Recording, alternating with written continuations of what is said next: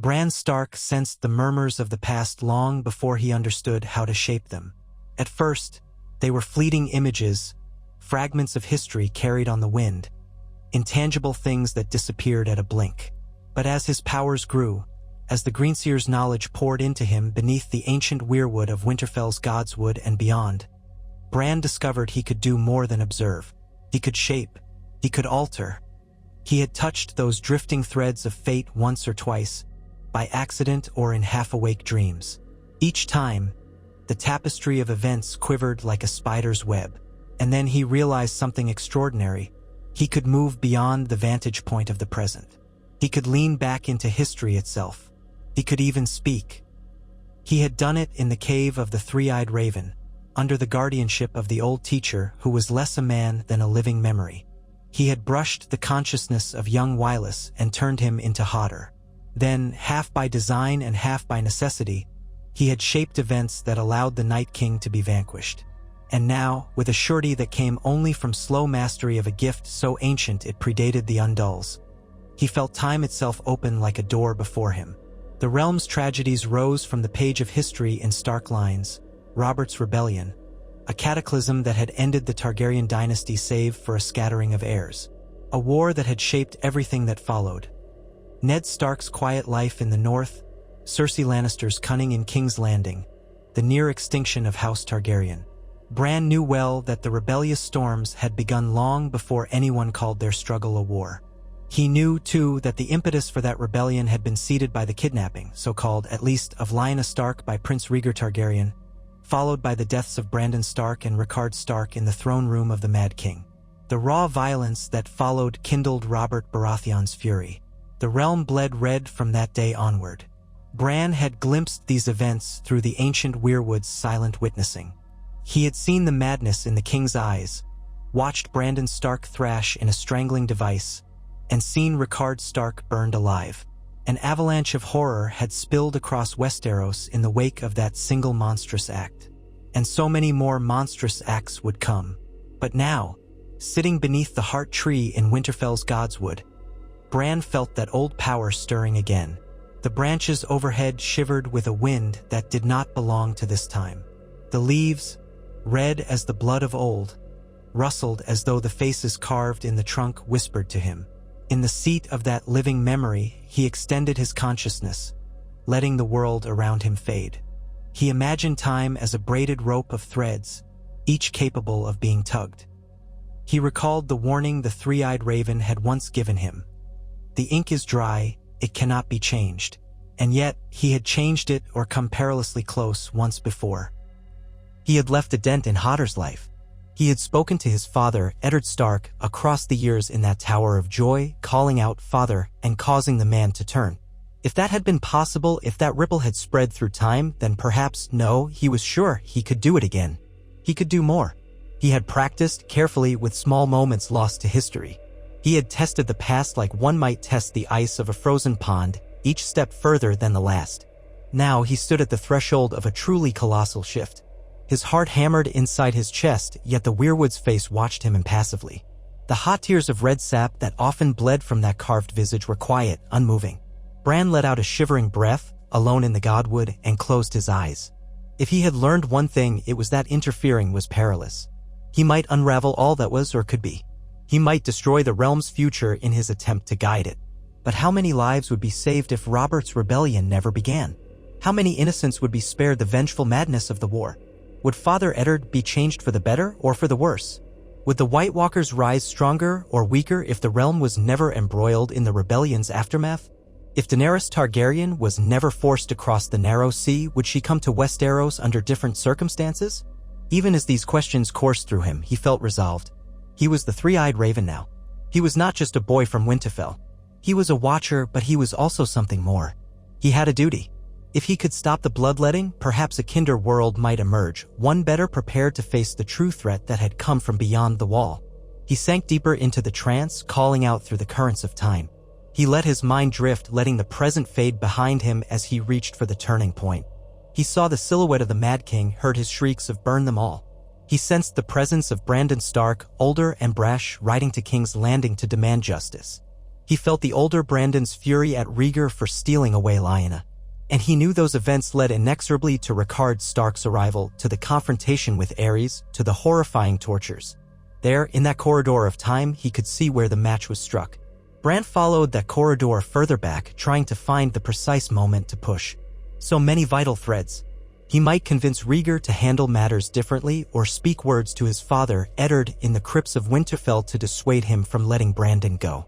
Or perhaps he might reach Brandon Stark himself. The older Brandon, Ned's brother, was a proud young man who scorned subtlety. If anyone would heed a whisper from a weirwood, though, might it be a Stark? Bran was drifting now in the swirling mists of memory, each second 1,000 tiny flickers of truth. He saw the day Brandon Stark departed Winterfell, the riddle of Lyanna's absence pushing him into that reckless ride south. Saw the sorrow overshadowing Ned's face, though Ned was younger then, not the solemn Lord of Winterfell he would become, but a boy about to join Lord Aaron at the Eyrie. In that moment, what if Brandon Stark simply did not go? That single choice would halt his capture and subsequent execution. Without that, Rickard Stark never rides to King's Landing in anger, never stands trial in the Mad King's presence. That might be the best point of intervention. Stop Brandon from leaving Winterfell that day, and everything that followed might be changed. But how? The old warnings hummed through Bran's mind as he hovered. He must not break Brandon's mind as he once did Hodder's. Instead, he must plant a suggestion, guide him. A subtle shift. Let the ripples flow outward. He found the day in question. He felt the crisp northern air swirl around him in a vision. He could see the courtyard of Winterfell from above, the vantage of the ravens perched upon the ramparts. And there, in the yard, was a tall, broad-shouldered young man with the Tully coloring in his features, hair a bit auburn, quick to grin. Brandon Stark, on the verge of manhood, robust and bold, pacing near the stables as the stable hands prepared a horse for him. He was about to ride south, to demand an explanation for what had happened to Lyanna, or to avenge her, or both, though he had only scraps of rumor to go on. Bran slipped into that moment like a gentle breeze, letting the eyes of the ravens become his eyes. He perched upon the stable roof's edge, felt the old pull of warging. But this was not an ordinary warg's infiltration. This was a greenseer's subtlety. He did not force himself into Brandon Stark's mind. Instead, he reached out across the yard with the old power. A swirl of wind, a rustle of leaves, a faint whisper in the eaves. Brandon Stark paused, hand on the reins, turning his head as though he'd heard something. In that swirl of possibility, Bran formed words. Icy and tenuous, but words all the same. Stay, he whispered in a voice that was not a boy's, but not quite an adult's either. The ghost of the old gods was carried upon the breeze. She's safe for now. Trust me. Trust your father to handle this. He thought he saw Brandon's blue eyes narrow. The stable hands looked at him quizzically, for Brandon had stopped mid-stride. "My lord," asked one of the men, rubbing down a black stallion. "Is something amiss?" Brandon frowned, glancing around the yard. There was confusion in his stare, as if he had half caught a dream. "I thought I heard, no, it's nothing." Still, his grip on the reins loosened. The violent determination in his features grew uncertain. "Fetch me something to eat," he blurted. "I'll ride soon enough. I need a moment." He turned away from the horse. The stable and bowed and ran off. Brandon lingered in the courtyard. And Bran, from his vantage in that swirl of time, felt the timeline quiver. Already, the watchers in the Weirwood network trembled at the intrusion. He had planted the first subtle seed. Brandon would hesitate. Maybe it would not be enough. Maybe, after a few hours, he would mount and ride anyway. But it was the smallest of pushes, and perhaps the best he could do without risking more cataclysmic disruptions. He let go of that vision, letting himself drift back into the present. But it was not quite the same present he had left. Time was not so simple as a single thread, but the difference now was that Bran had placed a knot in the weave. When he opened his eyes in the Godswood, all was still. The wind sighed among red leaves. He rested there, heart pounding, trying to read the new shape of the world. Because it was done. He had changed something. Now he would watch how that changed everything. Time rippled, and so did memory. Bran saw glimpses of a future that would never be. Robert's rebellion stirring, Ned marching alongside Robert, the Mad King's brutalities culminating in the sack of King's Landing. And he saw, layered atop it, new images. Rhaegar Targaryen conferring with his closest allies about how best to quell unrest in the realm. Brandon Stark still in Winterfell, pacing with pent-up frustration as letters from King's Landing arrived. letters that demanded explanations for Lyanna's whereabouts. But the bloodshed that had once become a wave of unstoppable war did not spark at that moment. It lingered in possibility, never igniting. Lyanna Stark was indeed in Prince Rhaegar's sphere, but the exact truth of it, love or kidnapping, remained clouded. Rumors abounded, but no official stance declared that the prince had stolen her. Rhaegar himself was a careful man. He was not prone to folly, and in that changed timeline, perhaps he was even more careful. Brandon Stark's hot-headed reaction was stymied by an inexplicable sense that now was not the time. Aerys Targaryen, though still enmeshed in paranoia, lacked the immediate impetus to lure Brandon south and murder him. Instead, the tension simmered at a lower heat. In King's Landing, the Mad King muttered about rebellious lords, but no open moves were made. Bran watched from the present, or what he believed was the present. As the new shape of events reached him through the Weirwood net, he discovered that, in this altered timeline, his father, Eddard Stark, still journeyed to the Eyrie. He became ward to Lord Arryn, forging a bond with Robert Baratheon and forging his own identity.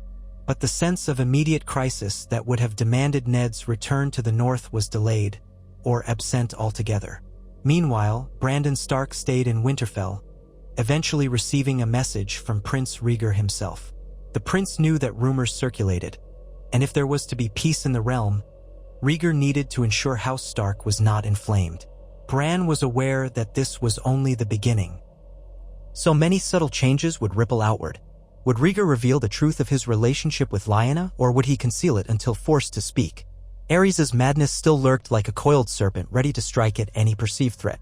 And what if the seeds of mistrust blossomed differently now? Did Tywin Lannister remain in uneasy tension with the crown? Might he move against them sooner, or not at all? The future was an ever-shifting puzzle now. Bran could only watch, but he did not need to be idle. He realized that if he could shift the timeline once, he could shift it again. Yet a lingering dread gnawed at him. The further he meddled, the more he risked fracturing the tapestry of time. He recalled the catastrophic chain that once followed from unintentional meddling with Hodder. That was small, localized. To meddle in the turning points of kingdoms might bring about a monstrous, unpredictable wave. Perhaps it was enough that Robert's rebellion was stalled. Perhaps that alone would allow a more peaceful resolution. But as days in that altered realm turned into weeks, events marched forward. Prince Rhaegar, uncertain how best to handle the matter with Lyanna and under the lurking mania of his father the king, sought to strengthen his own alliances. The Mad King's grip on sanity was too tenuous to trust. Rhaegar summoned to Dragonstone those he thought he could rely upon, some of the Targaryen loyalists, men from Dorne who were kin to his wife Elia Martell, as well as influential lords who still favored the Targaryen crown but were concerned by Aerys' tyranny. In secret, Rhaegar might have confided in them that his father was no longer fit to rule and that the realm might fare better if a more just Targaryen sat the Iron Throne. Bran witnessed this in glimpses when he let himself sink once more into the Weirwood's vision.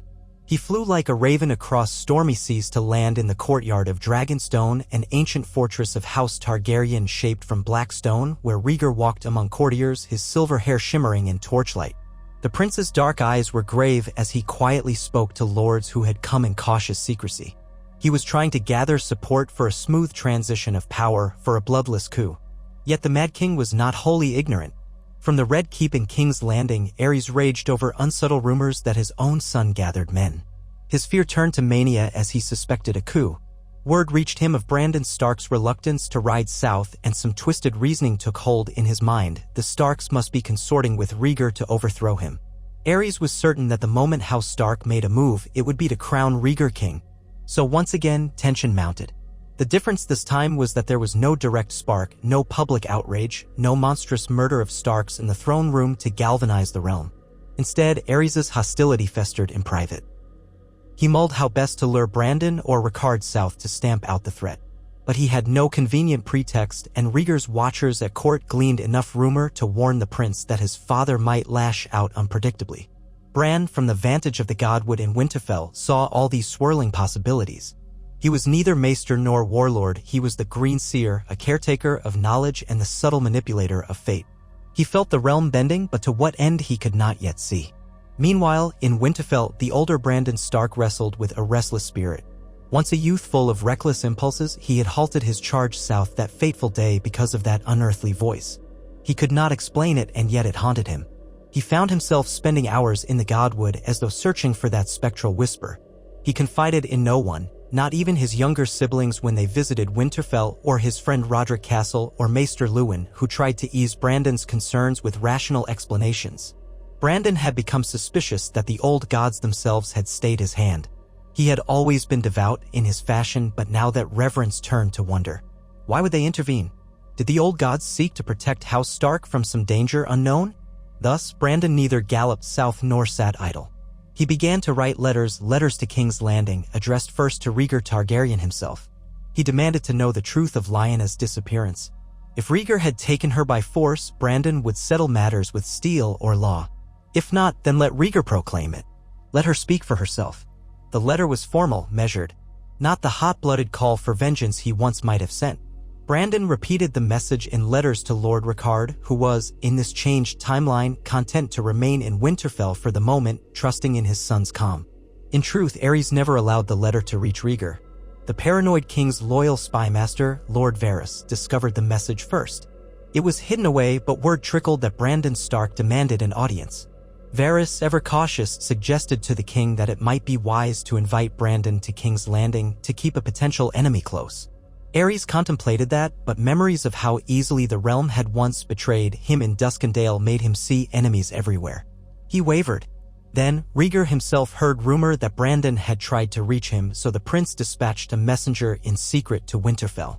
In that message, Rhaegar claimed that Lyanna traveled willingly, that she was safe, that more would be revealed in time. Could Brandon come to Dragonstone to speak with him away from the Mad King's gaze? So it was that a hush fell across Winterfell. The letter from Rhaegar arrived by night, delivered by a discreet courier who dared not tarry. Brandon Stark read it by torchlight, face somber. The prince's words did not wholly satisfy him. She is safe. She has not been wronged. She came willingly. But Rhaegar offered no proof, nor gave details. Rhaegar did promise that if Brandon came, he would be allowed to see Lyanna, speak with her himself. But was it a trap? Brandon pondered long, for he was not the rash youth he had been in that other timeline. He thought of the ominous presence of Aerys. He thought of the voice he'd heard that day telling him to wait. And he wondered if this was the sign the old gods had meant him to receive. Ultimately, he decided to go. But not alone. He confided in his father, Rickard, and in the lords sworn to Winterfell's banner. A small retinue would ride with him. But they must be cautious. The Starks had no illusions about the king's madness. If it was a ruse, Brandon could be seized. So they planned to sail quietly from White Harbor to Dragonstone, hoping to avoid the eyes of the royal court. And from his seat in the present, Bran watched as his older uncle, alive in this timeline, prepared for a journey that once had never taken place. It was a cold dawn when Brandon Stark and his men embarked from White Harbor. 3 ships bore them east across the Bight, forging on toward the island fortress that had been the seat of Targaryen power long before the conquest of Westeros. The seas churned. Brandon spent long hours on deck, staring at the tumultuous waves, his eyes occasionally drifting to the horizon. His father had told him, tread carefully.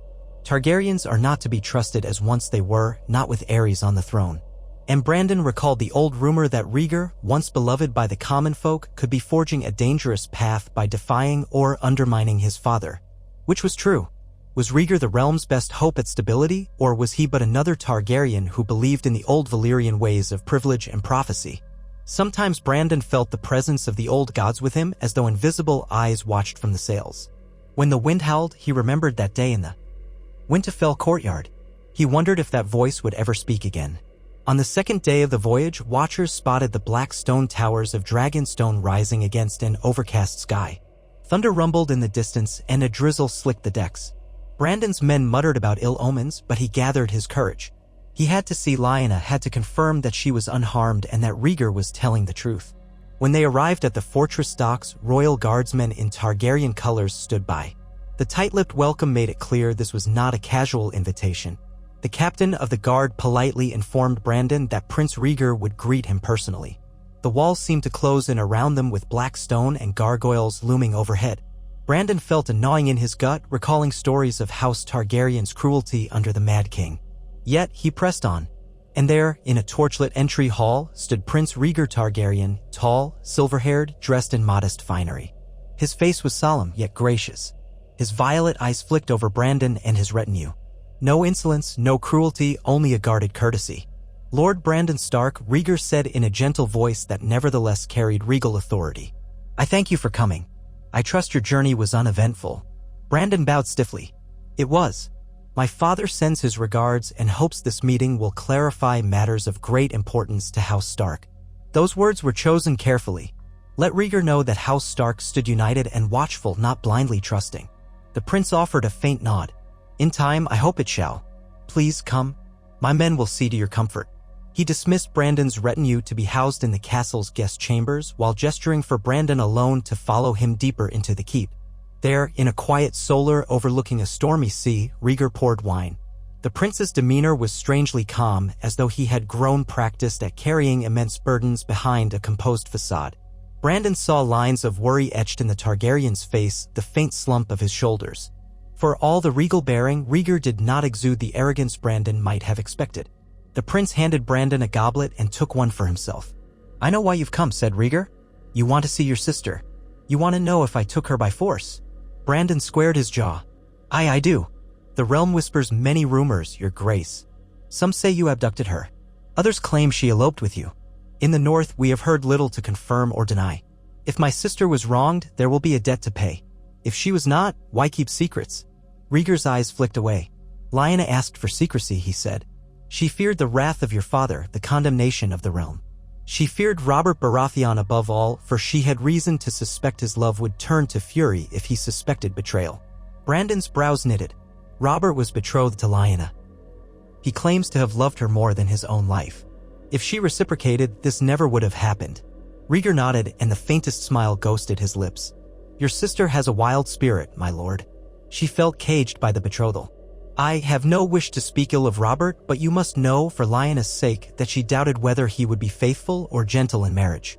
She wanted something else. She wanted to run free. We found a bond in music and shared dreams of a better future for the realm. Brandon's throat felt tight. He tried to picture his sister so enthralled by Rhaegar that she would abandon everything. Better future? Are you speaking of your father, the king? Rhaegar's face stiffened. The king grows more unstable by the day. If he learns that I have hidden Lyanna with me, he will see it as treason. He will suspect a conspiracy. Yet I've hidden nothing. Lyanna is free to go or stay as she chooses, but she is also in danger. My father's watchers are everywhere. If she were discovered, he might do something unthinkable. He paused. And if Robert learned she had willingly come to me, he would brand me a thief of his bride and raise half the realm in arms. I have tried to avert bloodshed, yet the tension only grows. Brandon, unsettled, swallowed a gulp of wine. Let me see her then. If she tells me with her own voice that she came willingly, I'll believe it. But if I sense coercion or fear, she will speak plainly, Rhaegar promised. Come. They left the solar, passed through winding corridors of black stone. At last, they came to a small garden enclosed by high walls. Despite the gloom of the storm-lashed day, pale flowers swayed in planters around a central fountain carved into the shape of dragons. There, wearing a plain cloak, stood Lyanna Stark. She turned at their approach, her dark hair unbound around her shoulders. The moment she saw Brandon, she dashed forward. Bran, she exclaimed, throwing her arms around him. Bran? Brandon corrected silently, half smiling. Only his siblings had called him Bran from time to time. Lya, he whispered, hugging her tight, relief surging through him. She felt alive, strong, not at all the captive he had feared. When they parted, he scanned her face. Are you unharmed? Are you well? She nodded, her eyes bright. I'm well, truly. Rhaegar has taken care of me. Father must be worried, I know, but you must believe me when I say I chose this. I couldn't stomach a life bound to Robert, not with all the stories I've heard of his appetites. Perhaps if I'd loved him, it would be different, but I didn't. She lowered her gaze. I also have reason to believe that Rhaegar's path is of great importance to the realm. There are things at work. She glanced fleetingly at Rhaegar, as though uncertain how much she should say. Rhaegar placed a gentle hand on her shoulder. Brandon's relief fought with anger at the secrecy and the risk she'd taken. And you told no one? You vanished without so much as a letter. You realize the chaos this has caused? Robert might well raise a rebellion if he thinks you've been stolen.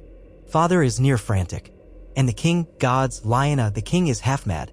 I know, Lyanna said, her voice faltering. But it was the only way. If I'd announced my intention to break the betrothal, Robert and our father would have tried to force me. Rhaegar would be labeled a kidnapper. She shivered in the damp breeze.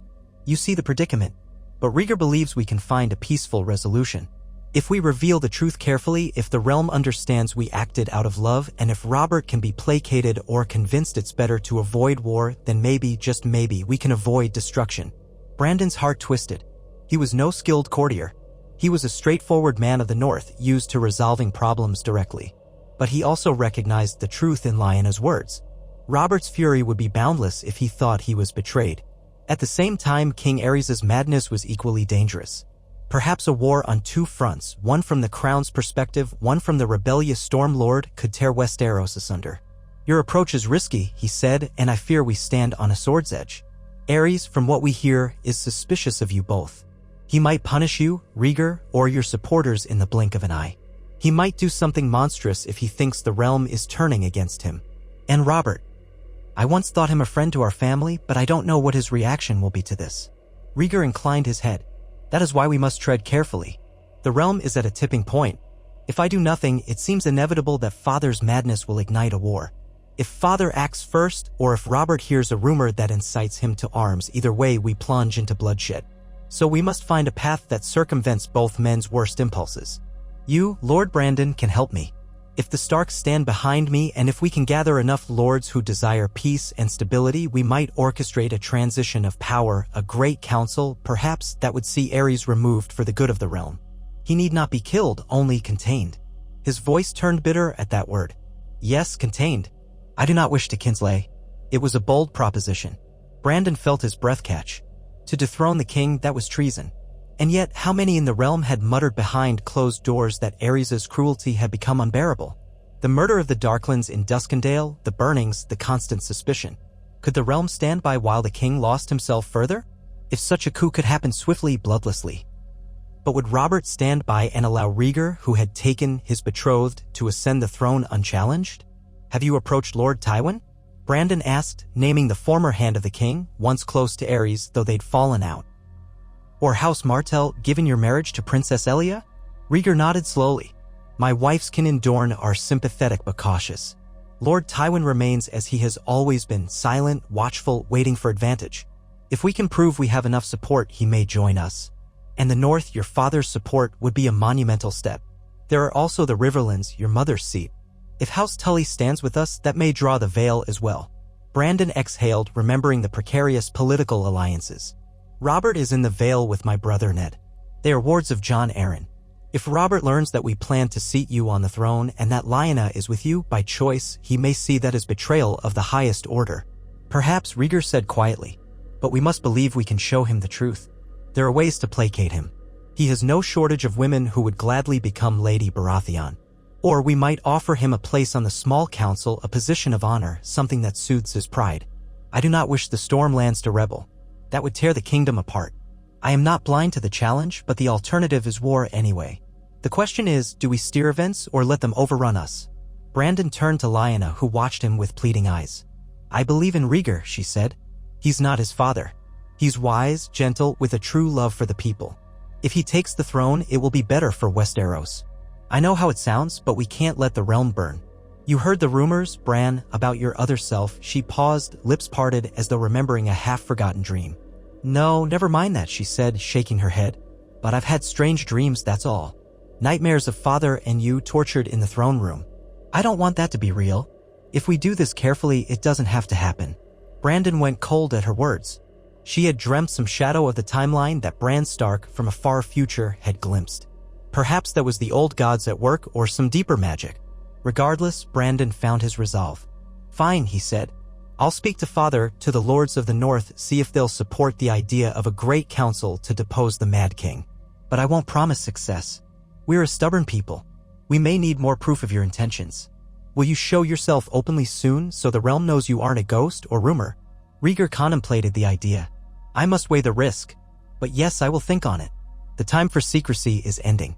They clasped hands, a tentative alliance formed in that stormy courtyard. Lyanna embraced her brother once more. Brandon felt a strange mixture of hope and dread. This was a path never trod in the old timeline. If they could orchestrate a peaceful transition, then perhaps countless lives would be spared. But the precariousness of it all frightened him. Bran, the Greenseer, observed this new tapestry from afar, heart pounding with a mix of triumph and anxiety. He had succeeded in preventing the immediate spark of Robert's rebellion. But had he simply delayed an inevitable conflict, or had he forged a path toward a peaceful settlement? Only time would reveal the answer. In the Godwood, far from prying eyes, Bran occasionally touched the weirwood trunk and let himself slip back into that world of green dreams and swirling mists. He watched as Brandon Stark and his retinue departed Dragonstone, returning to White Harbor with a renewed sense of purpose. He saw letters being written to Rickard Stark explaining Rhaegar's plan. He glimpsed the cautious joy in Lyanna's eyes as she prepared for a future that did not involve a forced marriage to Robert. And he saw how the Mad King's watchers noted every subtle movement, every rumor. From King's Landing, Aerys's mania grew. His scabs from old injuries itched. He refused to let his fingernails be cut, and they grew into talons. His hair, unkempt, crackled with static. He roared at his small council, accusing them of treason, sending men to the dungeons on the slightest pretext. Varys, ever the spider, tried to keep track of the king's mood and guide him away from open disaster, but Aerys's fear of betrayal hardened into rage. He demanded to know where Prince Rhaegar was. When told that Rhaegar was at Dragonstone on private business, the king spat flames of suspicion. Yet he lacked direct proof of wrongdoing. In the Vale, Ned Stark and Robert Baratheon received fragments of the swirling rumors. Some said that Lyanna had eloped. Others insisted she was kidnapped.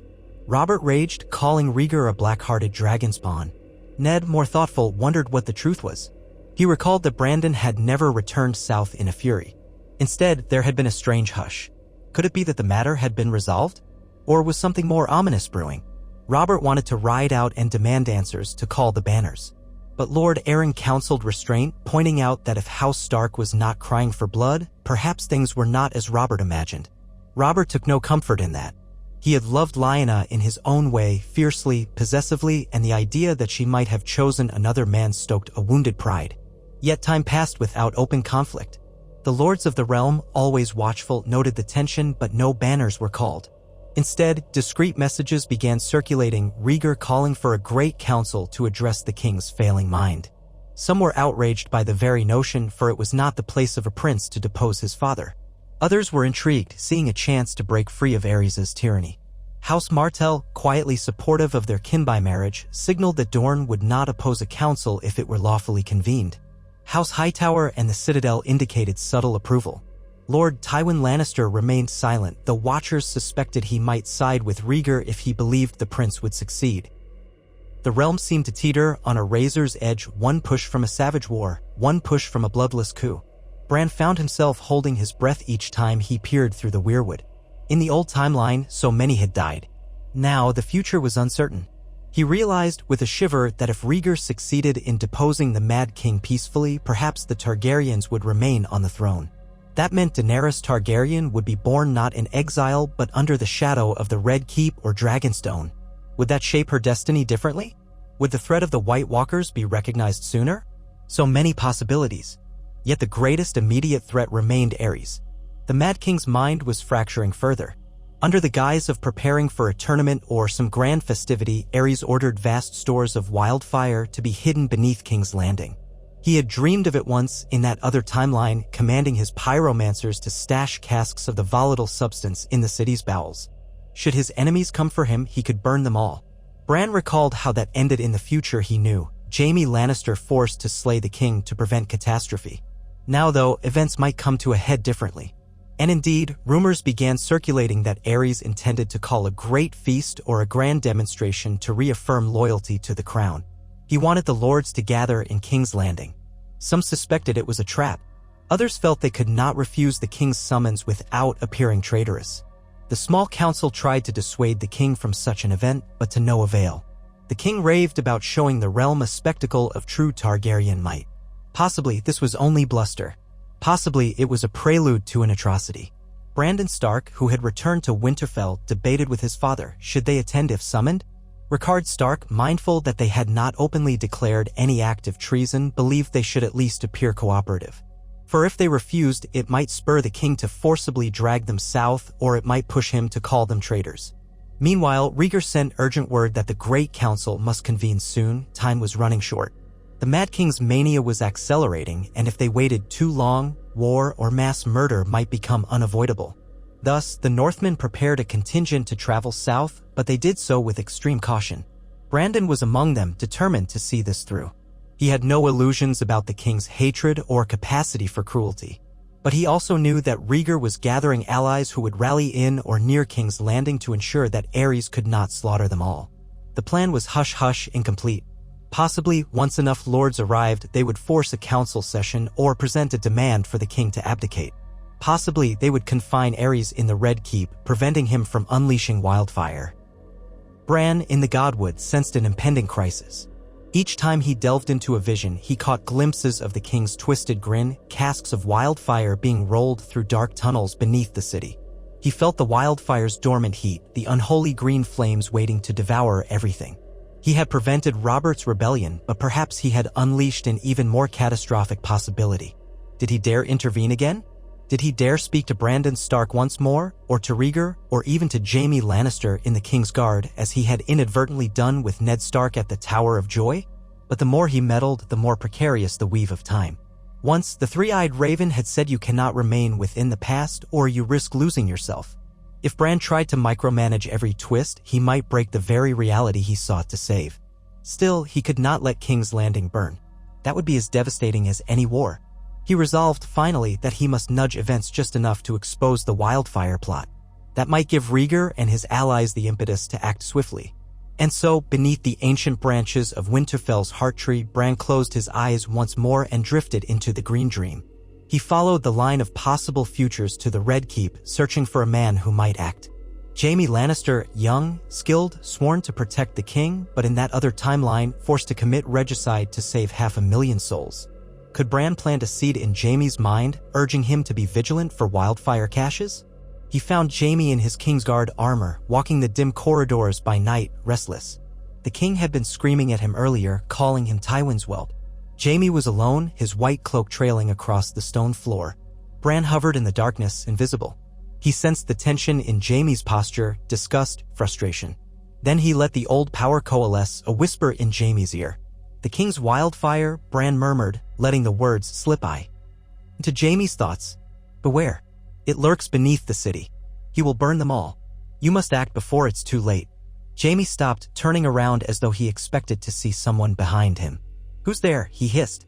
The corridor was empty. He drew his sword, scanning the shadows. Bran withdrew, letting the whisper fade. He hoped that was enough. Jaime was no fool. He might investigate. He might share the suspicion with someone else in the Kingsguard, or at least keep vigilant. Perhaps that small seed would bloom into action at the critical moment. And so, the threads of fate twisted again. At the new royal summons, the lords began to arrive in King's Landing in cautious numbers. The city's mood was as tense as an archer's bow pulled taut. The gold cloaks patrolled with uneasy glances, for they felt the king's anger simmering behind the Red Keep's walls. Whispers circulated about the presence of wildfire. House Stark arrived with an honor guard, Brandon Stark leading in place of Rickard, who had taken ill, or so the official line went. In truth, Rickard had feigned a minor ailment to keep the bulk of the northern strength from traveling, just in case. Brandon was accompanied by a carefully chosen retinue of northern knights and bannermen, men loyal enough to defend him if needed but not numerous enough to threaten the king on sight. Prince Rhaegar was there, accompanied by Princess Elia, who was frail from childbirth in earlier years but determined to stand by her husband, and by a small contingent of Dornish guards. Lyanna Stark, hidden away, was not openly present, though she was near enough that Rhaegar could protect her. The tension among the Targaryen loyalists was palpable. They wanted to remove the king before he could do irreparable harm, but they feared how exactly that act could be accomplished. The day of the grand gathering arrived, a forced feast in the throne room. Tapestries hung from the walls, the tables were laden with fruit and meat, and the king's dais loomed at the far end, overshadowed by the Iron Throne. Aerys arrived late, wearing black and red robes embroidered with dragons, his hair wild, a mad light in his eyes. Lords and ladies stared as he slumped upon the Iron Throne, his bony fingers curling around a pommel of twisted swords. Jaime Lannister stood at the foot of the dais, expression carefully controlled. Rhaegar was on the king's right, wearing princely attire, face set in a cold mask. The feast began in stilted silence. Aerys' forced jests demanded applause for every joke he cracked. The lords laughed nervously. Brandon watched, fists clenched beneath the table. This was madness. They could not allow such a man to continue ruling.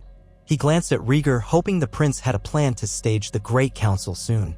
But the Mad King was cunning. His own men, led by the royal guard, ringed the throne. When the king tired of empty chatter, he rose to address the hall. His voice, though ragged, echoed with mania. "My faithful lords, you have come from all corners of the realm to pay homage. Yet I sense treachery in the air." He glared, spittle flying. "Some among you conspire with my own son to betray me." Rhaegar flinched but did not speak. "But I am no fool," Aerys continued. "I know the seeds of rebellion grow. So I say, let any man who would defy me step forward now. Let him present his cause. I shall be merciful." He laughed, a high-pitched cackle as if the notion of mercy was itself a jest. Silence settled like a grave shroud. No one rose. The king sneered. "Cowards! You hide behind your courtesies. Very well. I hereby announce that any man found plotting against the crown will burn. His house will burn. His city will burn. For I am the king, and fire is my champion." A rustle of unease traveled the hall. Brandon felt sweat on his brow. If they did nothing, the king's madness might soon lash out. If they acted hastily, they risked the king giving the order to burn the city. He saw Jaime Lannister's eyes flick toward him, then toward Rhaegar. Something was about to happen. Rhaegar stepped forward, inclining his head to his father. "Your Grace, might we not gather the lords tomorrow in council to reaffirm our unity and address the concerns in the realm? We want to stand with you, not against you." Aerys bared his teeth. "A council? Another ploy to strip me of my rightful seat." Rhaegar's voice trembled with carefully measured respect. "The realm faces many troubles, raiders in the Stepstones, disputes in the Westerlands and the Reach. We must show unity and wisdom. Please, Father, let us speak as men of honor for the good of the kingdom." The king rose from the throne and the hush deepened. "For the good of the kingdom?" he repeated, voice cracking. "Boy, you dare speak of the good of the kingdom when you skulk about Dragonstone in secret, plotting with your whore from the north with these wolves?" His finger stabbed outward, pointing at Brandon Stark. The hall's attention shifted to Brandon, who felt a surge of anger and fear. "I know your treason," Aerys shrieked. "You think I don't see? The Starks come sniveling south, but they plot with my ungrateful son to overthrow me." Brandon rose, forcing calm into his tone. "Your Grace, House Stark has done no such thing. We come in peace." "Liar!" Aerys spat. "Seize him. Seize them all. Burn them. Let the realm see what becomes of traitors." The king's men stepped forward, but so did the Dornish and the Northmen. A half-dozen swords were drawn. Tension exploded in the throne room. A single spark might ignite slaughter. Rhaegar shouted for calm, pushing back one of the king's guards who advanced on Brandon. Jaime Lannister stood uncertain, sword half-drawn, glancing between the king and the prince. The courtiers backed away in terror. Then, from behind the throne, the king's pyromancer emerged, an old man with a crazed gleam in his eyes. He whispered something into Aerys' ear, and Aerys crowed with delight. "It is done," he shouted. "The wildfire is set. If any man draws blood here, I will light the city aflame. I will burn you all." Panic rippled through the hall. Murmurs of wildfire spread like a plague. Women screamed, lords turned pale. "Father!" Rhaegar exclaimed, stepping closer, arms raised. "Stop this madness. You'll kill thousands." "I'll kill traitors," Aerys retorted. "I am the king. Obey me or burn." The old tension snapped. Jaime Lannister, stepping away from the dais, shouted, "He means it. He's hidden wildfire beneath the city. He'll burn the houses, the gates, everything." Aerys swung on Jaime, eyes bulging in betrayal. "You dare speak against me, boy?" Chaos flared. Some tried to rush from the throne room, but the king's guards blocked the doors. The Mad King hollered for the pyromancer to burn them all. The pyromancer raised a torch, mania in his grin. "Burn them all," he echoed.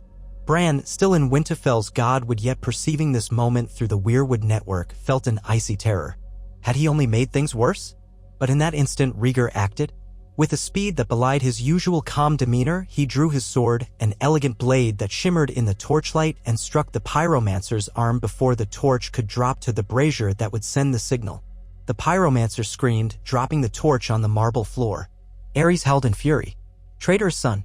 You would strike your own father's faithful servant." Rhaegar faced the dais, sword glinting with the pyromancer's blood. "Father," he said, voice echoing in the stunned hush. "This must end. Surrender the throne. You are no longer fit to rule." Aerys' response was an inarticulate shriek. He clawed at the arms of the Iron Throne, drawing droplets of his own blood.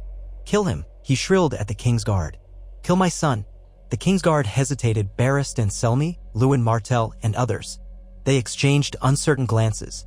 Rhaegar was the rightful heir, and the king was clearly mad.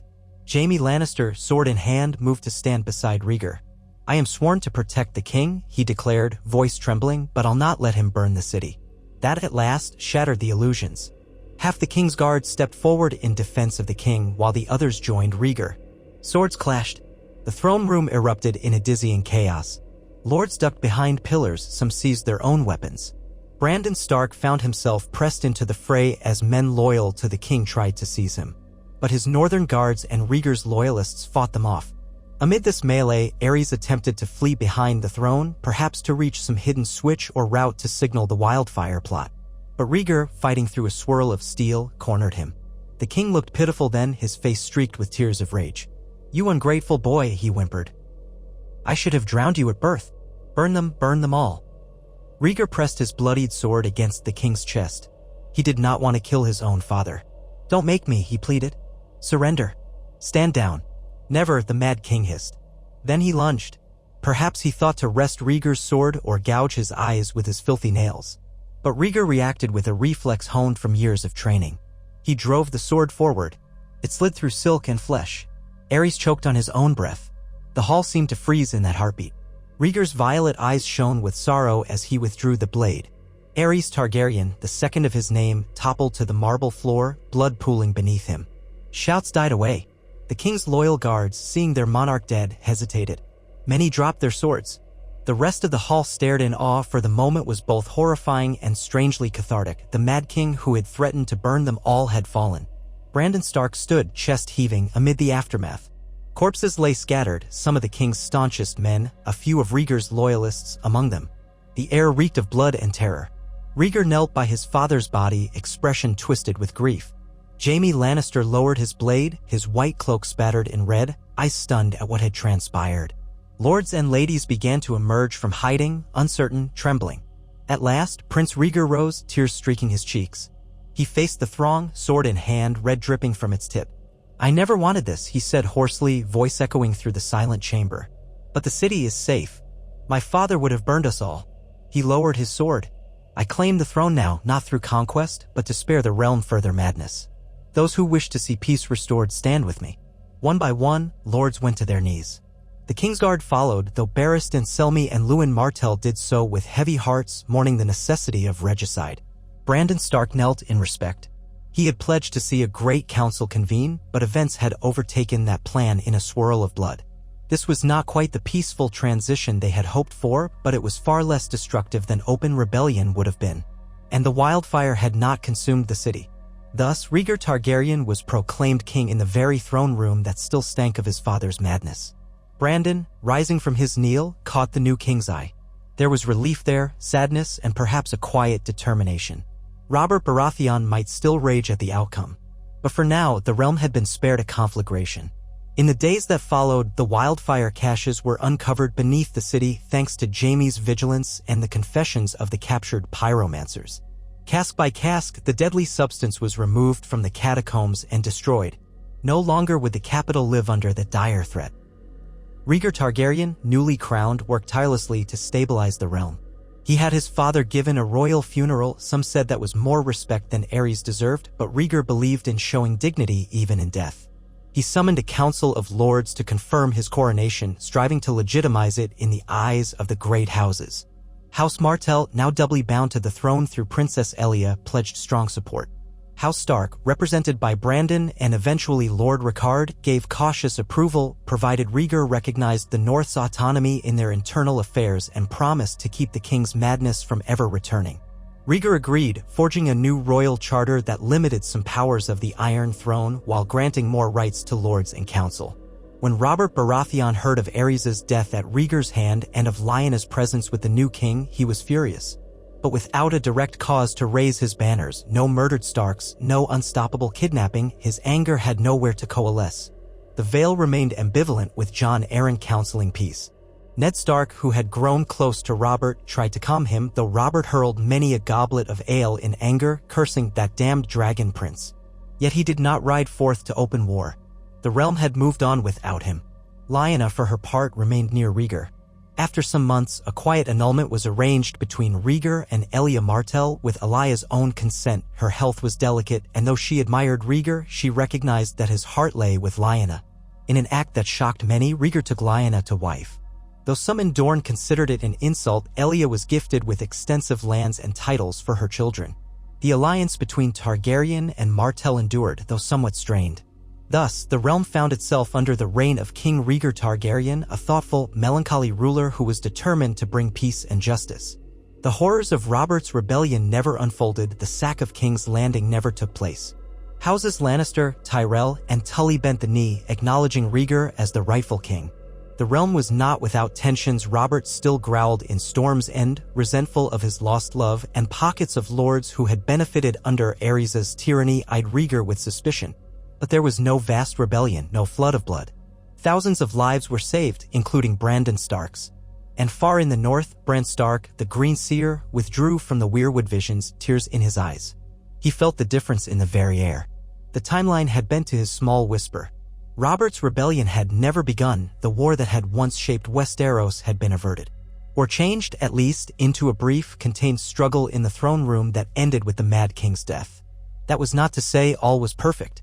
The White Walkers were still an ominous threat beyond the wall. Would Rhaegar recognize the portents of winter in time to unite the realm's resources against the army of the dead? Would Daenerys Targaryen, eventually born into a peaceful Targaryen reign, become an ally or a rival to the north? Would Robert eventually let his resentment fester into a new rebellion? The future was unwritten, precarious. But at least, for now, the realm was not drenched in the blood of the war that Bran once knew. He let out a long breath beneath the red leaves of the heart tree. The wind sighed around him, carrying a whisper, "You changed it." Bran inclined his head as though in silent conversation with that ancient presence. "I changed it," he agreed. "But for better or worse remains to be seen." He recalled the faces of those who had died in that other time: Brandon Stark, Rickard Stark, Rhaegar Targaryen, Elia Martell, and her children, nearly the entire Targaryen line, and countless soldiers and smallfolk. Now they lived, or most of them did, and a new king sat the Iron Throne. The realm might be stronger for this, or it might be undone by challenges never before foreseen. Still, looking into the heart tree's carved face, Bran felt a measure of hope. Perhaps a realm not torn asunder by that rebellion might stand more united against the true threat that had once marched from the far north. Perhaps the new King Rhaegar, wiser and more open to prophecy, would heed the warnings of the long night. Perhaps the union of ice and fire, in the form of Lyanna Stark and Rhaegar Targaryen, would bring forth a child destined to unite the Seven Kingdoms against the darkness. Bran felt a tingle along his spine. So many hopes, so many mysteries. He was still the three-eyed raven. He had a duty to watch, to guard. The tapestry of time had been rewritten, but it was no simple story. He sensed that, in King's Landing, Rhaegar would soon hold a grand council to chart the realm's path forward. Already, letters were being drafted to the Citadel, to the great lords, to implore them to consider the threat of winter. There were glimpses of change. The Night's Watch might receive more support, might send more rangers beyond the wall to investigate the rumored shadows. Maybe this time, the White Walkers would not catch the realm unprepared. And if they did, Bran thought, the living might still be strong enough to stand. Because so many who once died in that old, bleak timeline might now stand united. Brandon Stark, fiercely loyal to the north, might become a voice urging readiness for winter's terrors. Rhaegar, haunted by prophecy, might champion the cause. Lyanna, the wolf's blood daughter of House Stark, might push him to support the north in more than name. Perhaps even Robert Baratheon might join, eventually, if the threat was dire enough, or if he could bury his grudges for the sake of the living. Bran allowed a faint smile. He had done what he set out to do. He had stopped Robert's rebellion before it began, changed the fate of Westeros. And though the future was uncertain, hope burned brighter than it had before. He bowed his head in silent prayer to the old gods. The weirwood's leaves stirred, rustling in a breeze that smelled of pine and frost. In that gentle hush, Bran heard no voices, only a sense of acceptance. The godswood was quiet, as though it, too, was waiting to see how the new story would unfold. Bran remained for a time, letting the peace of the moment wash over him. Eventually, he opened his eyes fully, returning to the present in his own body. He gazed at the carved heart tree. "Thank you," he whispered. He was thanking the old gods, yes, but also addressing the deep magic itself, the unbroken chain of greenseers who had watched over the north for millennia. The sacrifice and burden now lay heavy on him, knowing he had changed history. But perhaps that was what being the three-eyed raven meant. Not merely watching, but guiding. when the stakes were so high that the realm's survival hung in the balance. He drew a slow breath, gathered his bearings, and turned his mind to Winterfell. He had changed the past. Time itself was altered. In some strange sense, the world around him in the present should shift too to reflect those changes. Would Eddard Stark still become Lord of Winterfell in this timeline, or had events set Brandon Stark on that path instead? Did that mean that Bran himself, the boy, would never be born? Or did the flow of time not work so simply, preserving him as the three-eyed raven outside normal causality? The complexities spiraled, but Bran forced himself not to dwell on them. He was still here. The memory of the old timeline was still in his mind. Perhaps, for the rest of the world, this new timeline was simply reality, always had been. They would not recall that once the Mad King had murdered Brandon Stark, that Robert had risen in rebellion, that Rhaegar had died on the Trident. Only Bran remembered that original tapestry, and that was fine. He closed his eyes, letting the hush of the gods would envelop him. He felt the warm sunlight on his face, the gentle breeze in his hair. The realm still faced challenges, to be sure.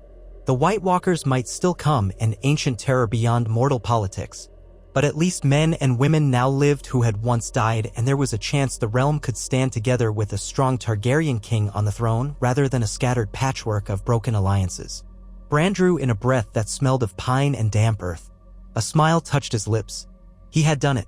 He had used his powers to stop Robert's rebellion before it began.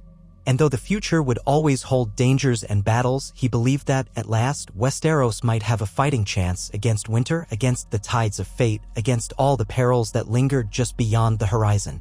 He embraced that hope, letting it settle in his heart like the gentle warmth of a long-awaited spring. And there, in the silence of the Godwood, Bran Stark's eyes shone with quiet triumph.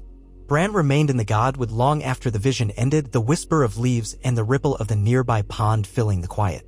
Though the realm had shifted dramatically because of his nudging, the living world around him in Winterfell felt strangely calm, almost oblivious to the magnitude of what had been rewritten. Life went on.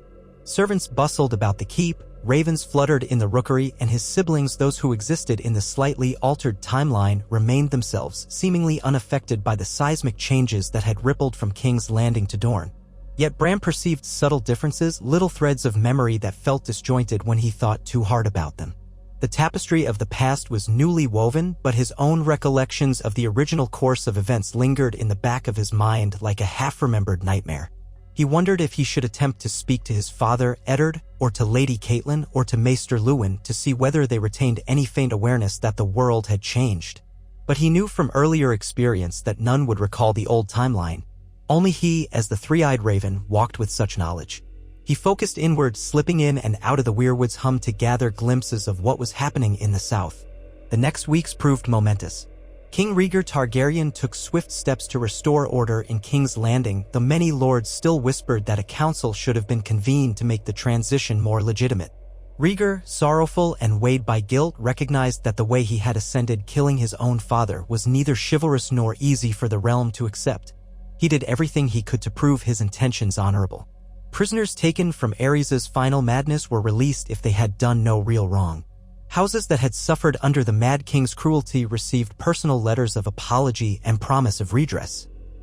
The faith was courted to bless Rhaegar's rule, and the High Septon arrived in the capital to meet with the new king and determine if his ascension could be recognized under the gods. But peace did not come easily. The Targaryens had ruled for centuries, and the removal of Aerys, mad though he was, raised fresh questions about the monarchy's divine right. The smallfolk generally accepted Rhaegar as a better ruler, for they had suffered under the king's paranoia and the king's taxes. The lords, however, wary of setting a precedent where father could be deposed by son, demanded that Rhaegar call the Great Council as soon as possible. So the king relented. He wrote to the major houses, inviting their representatives to King's Landing, urging them to ratify his right to the throne or propose alternatives. In the north, Brandon Stark was preparing to attend. He had found new purpose since that day in the throne room. Surviving the encounter that had, in another life, killed him, he carried a sober sense of responsibility for ensuring stability in the realm. He felt, too, a deep sense of relief that their father, Rickard, had not marched blindly into Aerys's trap. And though Brandon never entirely shook the eerie memory of the voice that had urged him to stay his hand that long ago morning, he had come to accept it as the old god's intervention. Something far greater than him had guided his actions.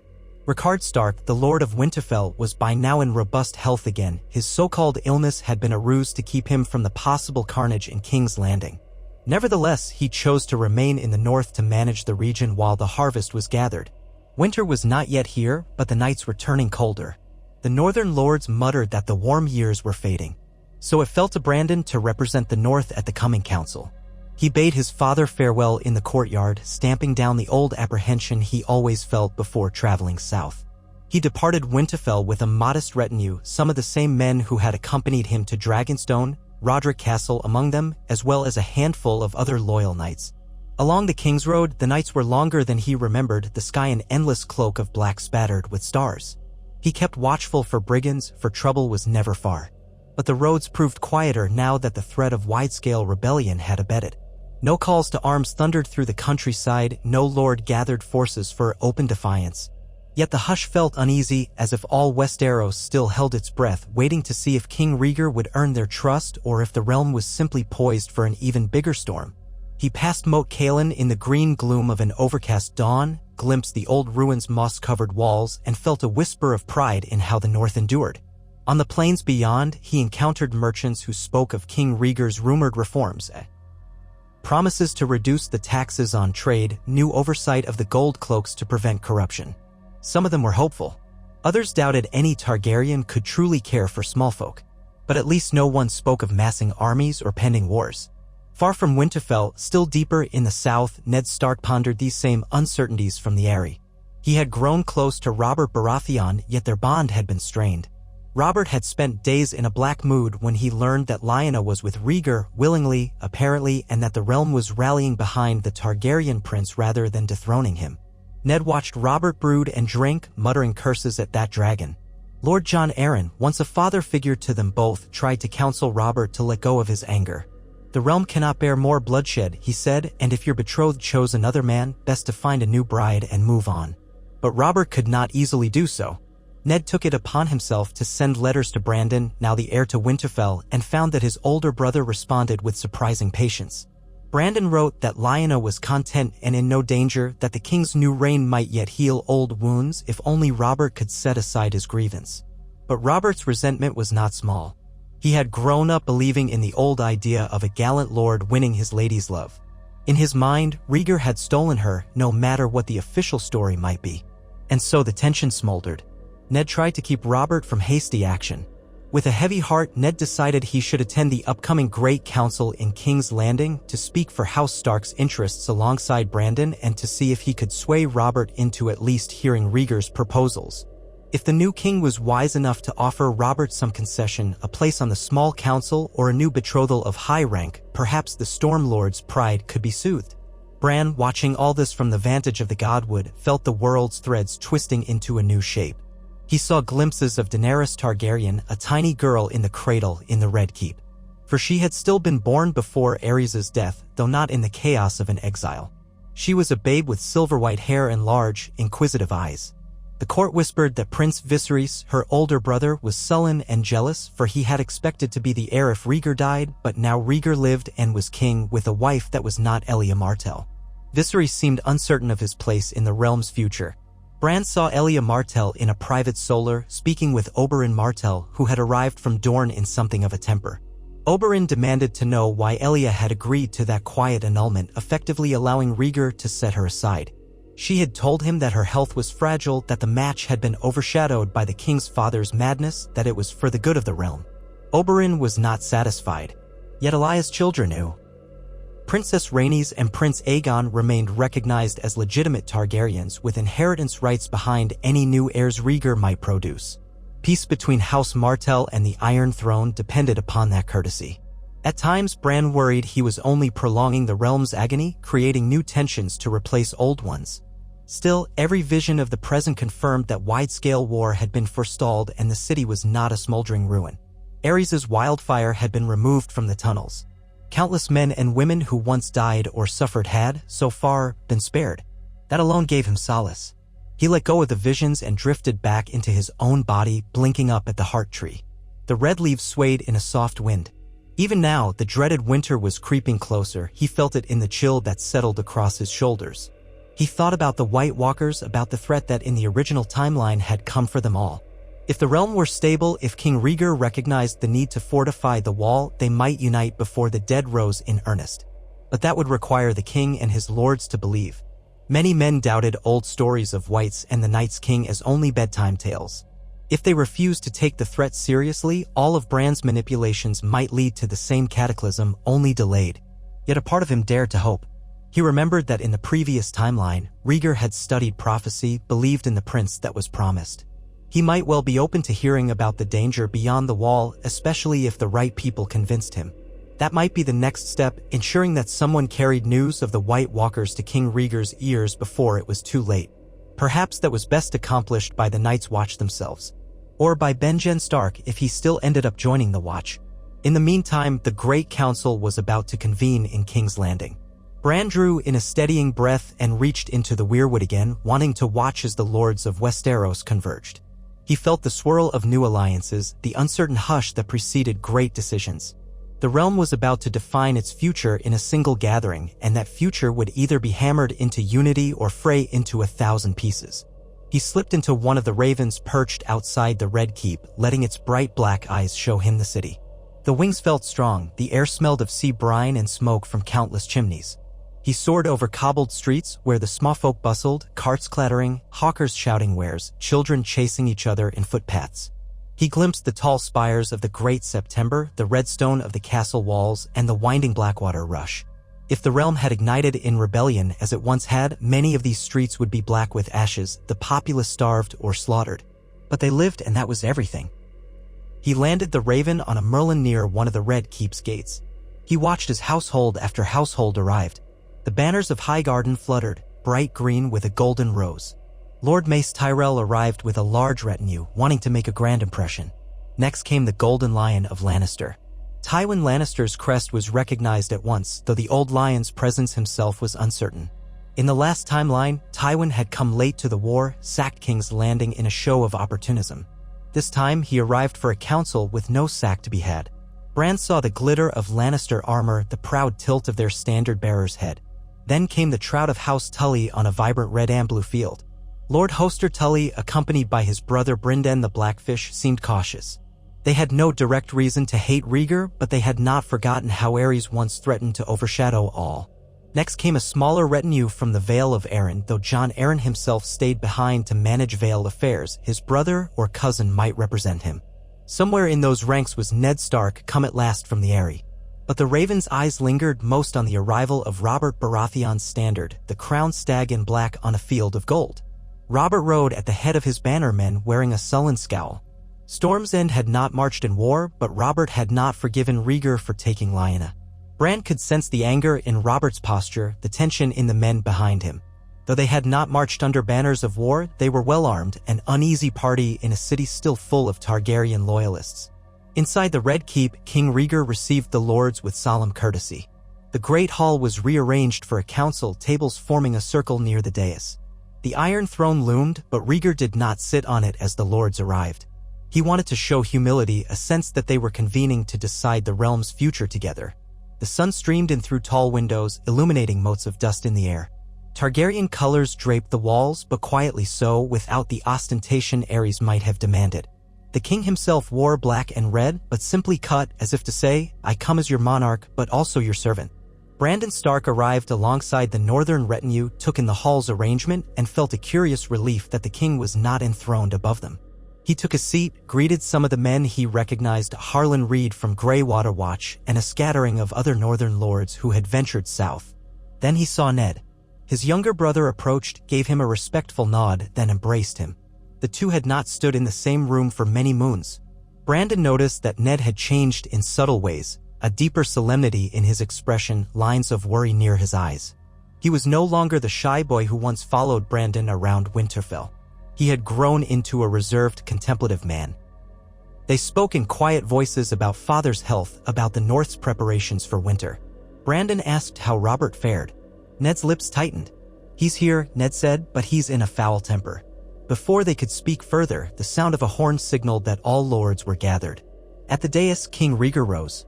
His silver hair caught the sunlight. He took a moment to let his gaze sweep the room. Men from every corner of the Seven Kingdoms were present: the Tyrells, Tullis, Lannisters, Baratheons, Starks, Arryn Bannermen, Martells from Dorne, Lords of the Crownlands, the Iron Islands, and a handful of others. There was an undercurrent of tension, for all awaited how Rhaegar would address his father's death and the question of legitimate succession. At last, Rhaegar spoke in a clear, calm voice that carried throughout the hall. He acknowledged that the realm had endured a long tyranny under his father, Aerys II, who had succumbed to madness. He expressed regret that it had ended in bloodshed. He swore he had taken no joy in slaying his own father, but that the king had threatened to burn the city, forcing Rhaegar to act. A hush fell. Many in the hall recalled that horrifying moment in the throne room. Some had heard rumor, others had seen it themselves. Then Rhaegar turned to address the Lord's concerns. He spoke of the powers of the Iron Throne and how they might need to be bound by clearer laws so that no king could again commit such atrocities unchallenged. He invited the lords to propose reforms, a bold gesture that made half the men in the room exchange startled glances. A king who voluntarily sought to limit his own authority? That was rare, perhaps unprecedented since the days before the conquest. Lord Hoster Tully stood, clearing his throat, and tentatively praised the king's courage in stopping Aerys' wildfire plot. But he also asked how Rhaegar would reassure those who feared the Targaryen capacity for cruelty. After all, they had faced multiple Targaryen kings who were capricious or tyrannical. Rhaegar conceded that trust must be rebuilt over time, that the realm needed to see good governance. He offered that a council of regents or advisors be formed from among the great houses, its decisions carrying legal weight. If the king defied the council on matters of war or justice, the lords might convene a great council to overrule him. It was the kernel of a more balanced rule. Next, Mace Tyrell eagerly voiced support for the king's new approach. He wanted to be seen as a cooperative presence. Tyrell power had grown in the Reach, and Mace had no desire to see war. His florid praise, though, drew muffled amusement from some corners, for men suspected House Tyrell always angled for favor. Still, no open hostility emerged. Then Tywin Lannister stood. A hush fell, for Tywin's stance held great weight. The tall, proud lord of Casterly Rock gave Rhaegar a cool, penetrating look. He spoke carefully, acknowledging that the madness of Aerys had driven a wedge between the crown and House Lannister. He commended Rhaegar for removing the wildfire threat, but questioned whether letting the lords overrule a king might one day tear the realm apart in constant power struggles. Too much freedom, Tywin argued, breeds anarchy. Rhaegar listened, then replied that tyranny was a greater threat to the realm, as they had all just witnessed. They must trust in the good sense of the lords to govern themselves, at least, more than to trust in a single man who might be mad. A murmur spread among the gathered lords. Though the conversation grew spirited, none descended into personal attacks. The king had set the tone, calm, rational, and tempered by recent horrors. Men might disagree, but they did not brand each other traitors or draw steel. Brandon watched, strangely moved. All his life, he had known the tension between House Stark and the Targaryens in the form of wild rumors, culminating in the dreadful day that had once claimed his life in another timeline. Now here he stood, an equal voice in a council that might reshape the realm for the better.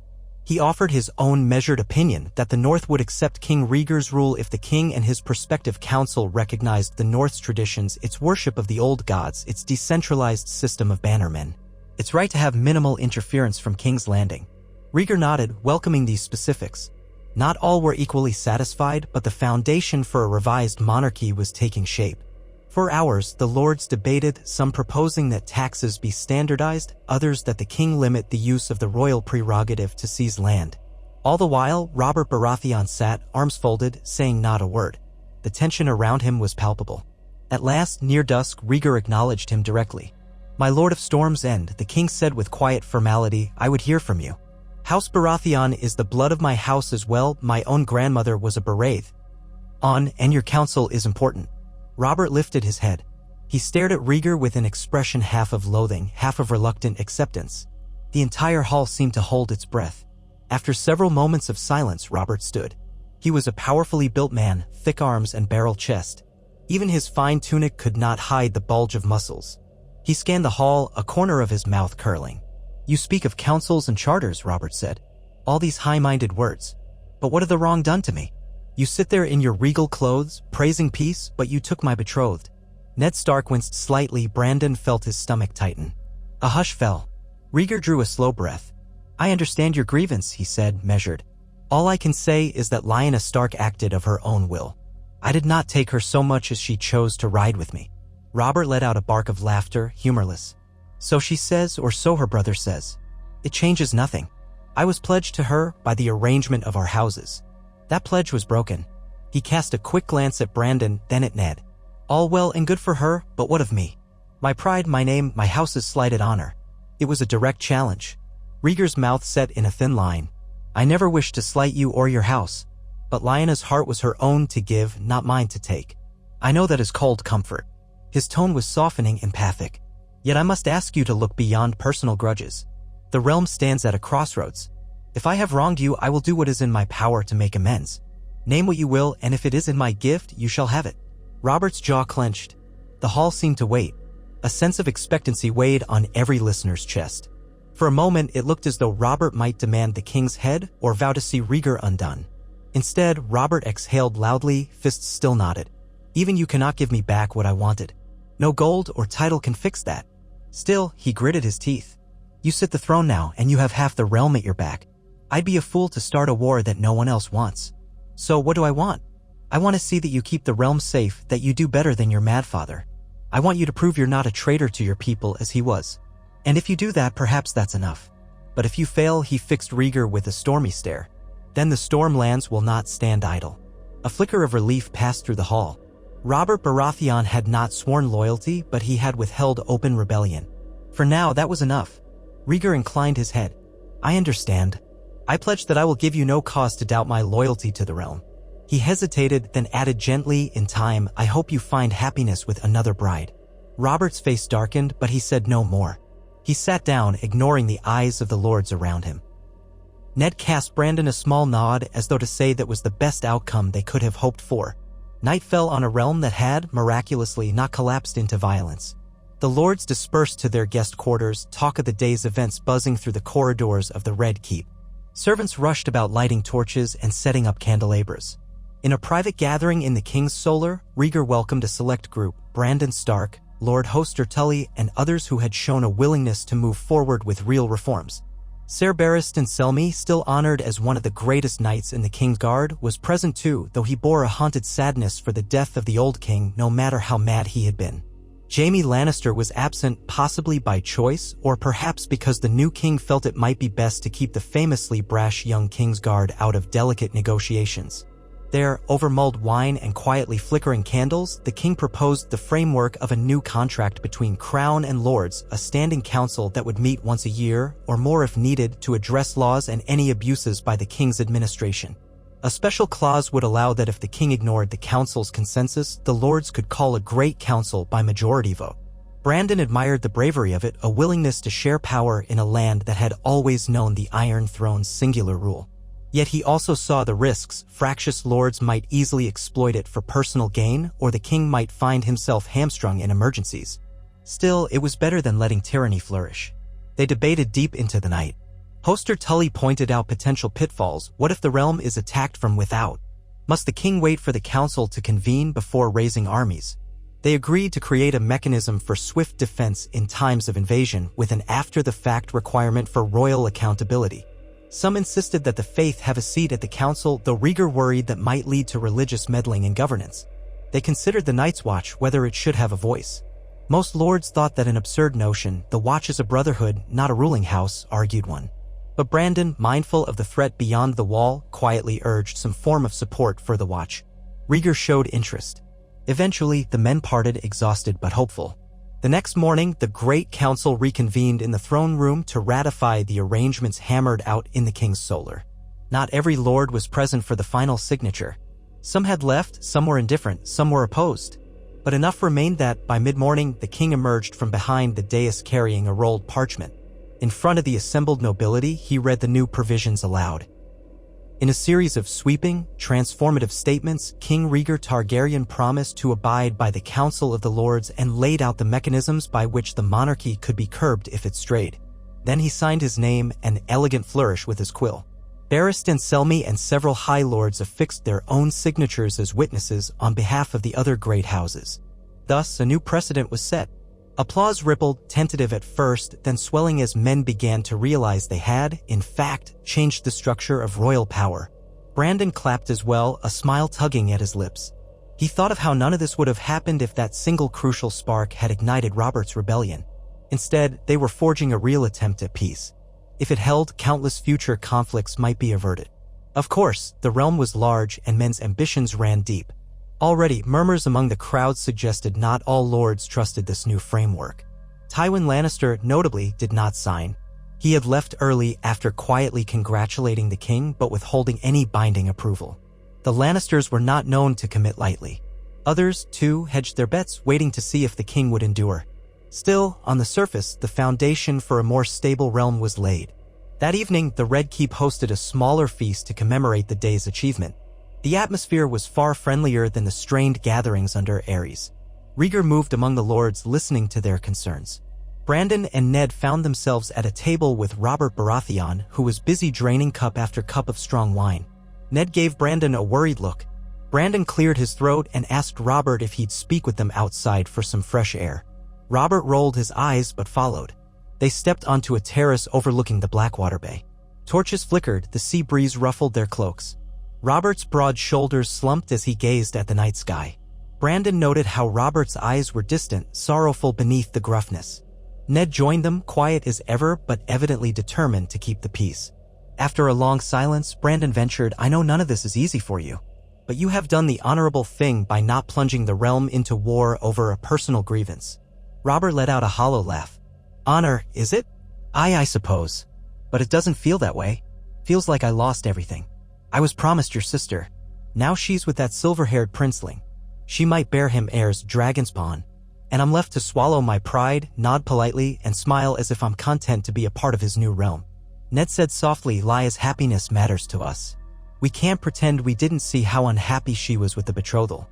She never wanted it." "I'm sorry, Robert, but that's the truth." Robert's jaw tightened. Brandon recognized the flash of pain in the man's eyes. "If she'd only told me face to face," Robert muttered. "If she'd only said, 'I don't love you, I want another,' maybe I'd have taken it better. But to vanish, then to show up in the capital as the king's new bride, it stings. She could have given me the courtesy of honesty." Brandon sighed. "She was afraid. Afraid of how you'd react, how father would react, how the entire realm would. She should have been honest, but she was young and impulsive. And Rhaegar is convinced of some prophecy. She got swept up in that." They listened to the waves crashing below the terrace. After a time, Robert exhaled, looking more tired than furious. "Well, it's done. I've got to make my own path now. Maybe that means a new marriage. Maybe not. But I won't deny. I'd rather bury myself in ale and whores than bow to that man."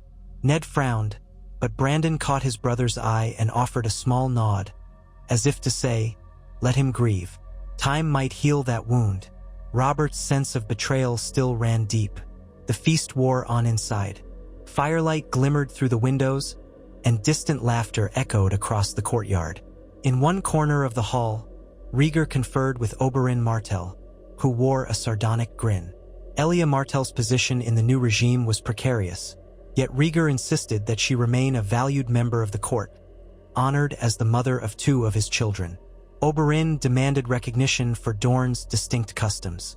Rhaegar, quick to see the advantage of having Dorne's fierce loyalty, granted them further rights to self-govern, providing a model of partial autonomy that the North might also enjoy.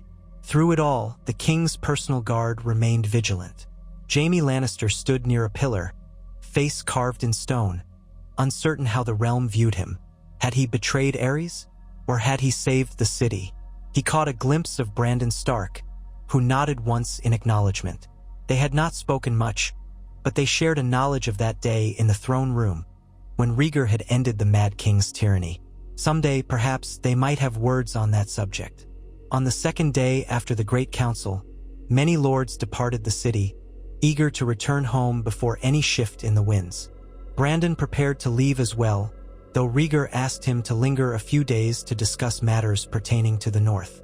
Brandon agreed, curious. So while Ned returned to the Eyrie with Robert, who was silent most of the way, Brandon remained in King's Landing. He spent some hours in the Tower of the Hand, which Rhaegar had assigned temporarily to a caretaker until a new hand was named. At midday, the king summoned him to a private chamber. That chamber was decorated simply. An oak table, a large window overlooking a courtyard, and shelves lined with books. Rhaegar stood by the window in thought, his silver hair loose around his shoulders. When Brandon entered, the king turned, offering a faint but genuine smile. "Lord Brandon," Rhaegar said, gesturing for him to be seated. "Thank you for your counsel these past days. I wish to speak plainly about the North and the future." Brandon inclined his head. "Of course, Your Grace. I'm at your disposal." Rhaegar nodded, folding his hands behind his back. "My father's madness nearly consumed the realm. Your family suffered greatly under his paranoia, even if not as directly in this timeline as it might have in another.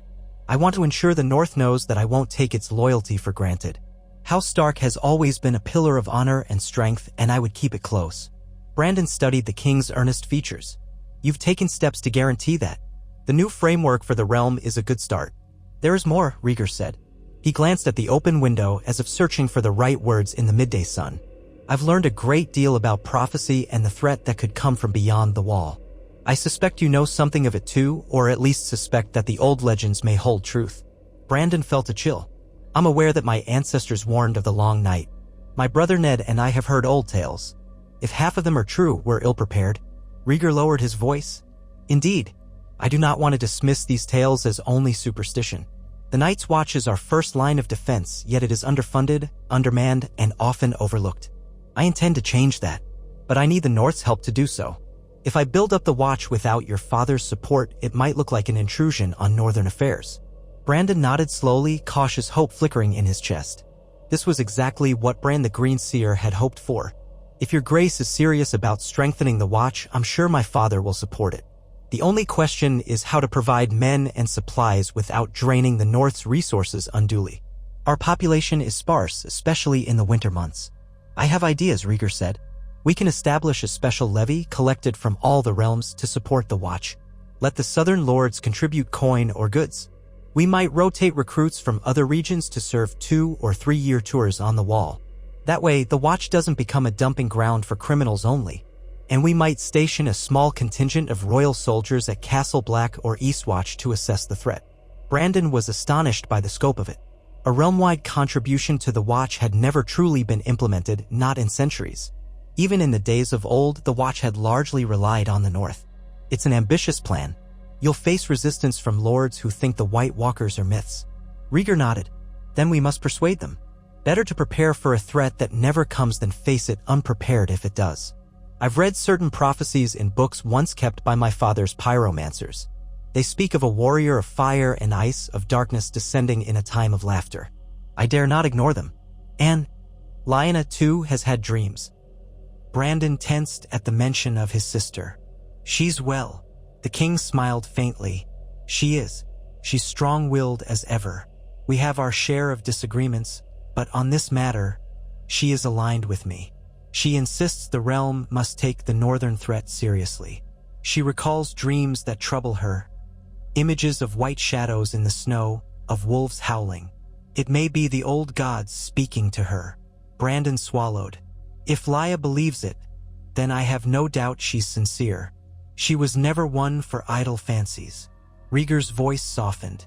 "She speaks often of you, of how grateful she is that you came to Dragonstone instead of riding in blind fury. She believes the old gods intervened. But whether that's true or not, I'm glad you acted as you did. The realm is better for it." A moment of shared understanding passed between them. Brandon offered a small bow of his head. He still remembered the whisper in the wind that day. He was not about to confess the truth, that it was not only the old gods but the distant power of his nephew Bran the Greenseer who had intervened.